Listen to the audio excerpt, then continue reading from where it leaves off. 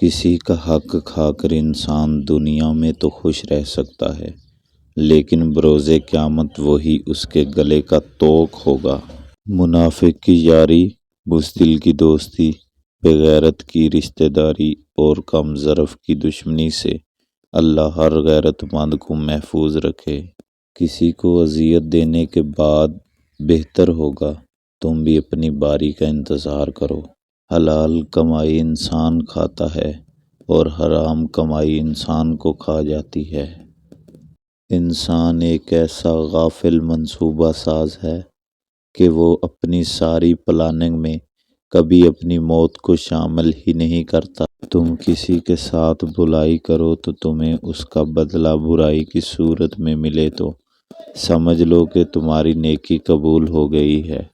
خاندانی بندوں کو پریشانی کے وقت میں پلایا جانے والا پانی کا ایک گلاس بھی یاد رہتا ہے، جبکہ بد نسلے لوگوں کو دیا گیا خون بھی یاد نہیں رہتا۔ سب سے ذلیل ترین انسان وہ ہے جسے حق اور سچ کا پتہ ہو اور وہ پھر بھی جھوٹ کے ساتھ کھڑا ہو۔ تمہارا ایک رب ہے پھر بھی تم اس کو یاد نہیں کرتے، لیکن اس کے کتنے بندے ہیں پھر بھی وہ تمہیں نہیں بھولتا۔ لوگوں پر 3 احسان کرو، نفع نہیں دے سکتے تو نقصان نہ دو، خوش نہیں کر سکتے تو رنجیدہ نہ کرو، تعریف نہیں کر سکتے تو برائی نہ کرو۔ جو شخص حق کو پہچان کر پھر بھی حق کے لیے آواز نہ اٹھائے، بس خاموش رہے، وہ شخص گونگا شیطان ہے۔ سب سے بڑا فتنہ مال ہے، جس کے پیچھے لوگ ہر رشتے کی اہمیت کو نظر انداز کر دیتے ہیں۔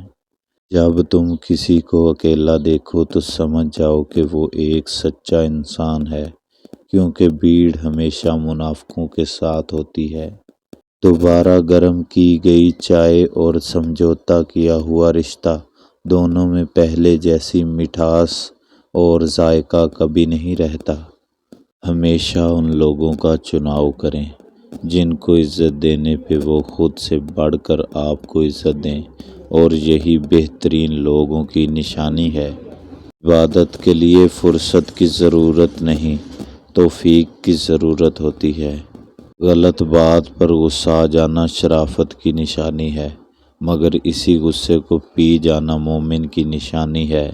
جب انسان خاموش ہو جائے اور اپنے حق کے لیے بھی نہ بولے تو سمجھ جاؤ وہ اپنے اندر بہت کچھ دفن کر چکا ہے۔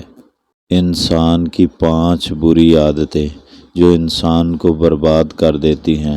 نمبر 1 غصہ کرنا، نمبر 2 ہر کسی پر اعتبار کرنا، نمبر 3 ہر کسی کو اپنا بنانا، نمبر 4 صبر نہ کرنا، نمبر 5 اپنی صحت کا خیال نہ رکھنا۔ ضروری نہیں کہ کچھ غلط کرنے سے دکھ ملے، حد سے زیادہ اچھا ہونے کی بھی قیمت چکانی پڑتی ہے۔ جو انسان ہر وقت سب کی خوشی چاہتا ہے، سب کے بارے میں اچھا سوچتا ہے، سب کا خیال رکھتا ہے، وہی انسان زندگی میں ہمیشہ سب سے اکیلا رہ جاتا ہے۔